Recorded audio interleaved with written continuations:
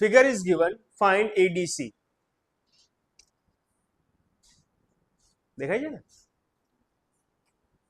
તો certain properties and theorem યાદ રાખવાની છે. ફર્સ્ટ શેનું હોય જ બેગમાં છે, સાઈડ ની મેઇન ચેનમાં છે. આ એંગલ અને આ એંગલનો સમેશન કેટલો હોય? 180. This is first property. કોડની upper side and lower side બે એંગલ બને, સર્કલ પર બે એંગલ બનાવે, એનું સમેશન 180 હોય એ યાદ રાખવાનું.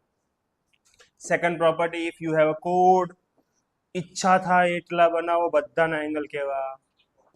Equal. This is second property. યાદ રહેશે.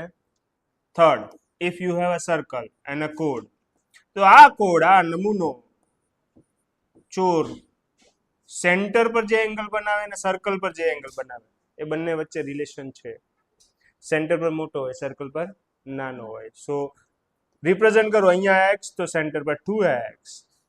એક્ઝામ્પલ લઉં, સેન્ટર પર 40 તો ઉપર 20. યાદ રહેશે. આ ત્રણ પ્રોપર્ટી યાદ હોય તો મોસ્ટ ઓફ સમ પતી જાય.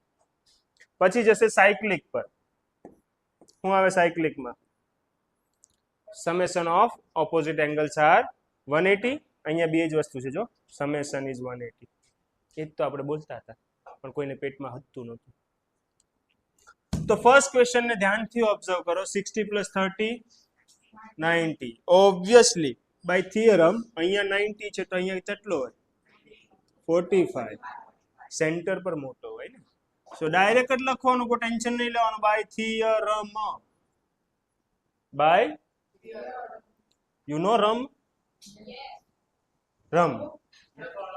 હા, એના માટે તમારે જવું પડે સામે, તો તમને ખબર પડે what is theorem. So by theorem angle O is 2 time angle D. Centre is double than circle. જો આ એંગલ O D કરતા ડબલ હોય. નહીં, સીધું જ લખ્યું છે. કોણ મોટો હોય? તો આ O અંદર વાળો છે. ઓકે, અંદર વાળાની વેલ્યુ છે 90. 2 આ બાજુ જશે, સો 45. ઓકે, તમારા સરે કદાચ આવું લખાયું હોય, angle D is equal to half of angle O, half of 90. कुछ भी करो यार, क्या फर्क पैदा है, बिन पेंदे के लूटे. डन. લખવાની જરૂર નથી.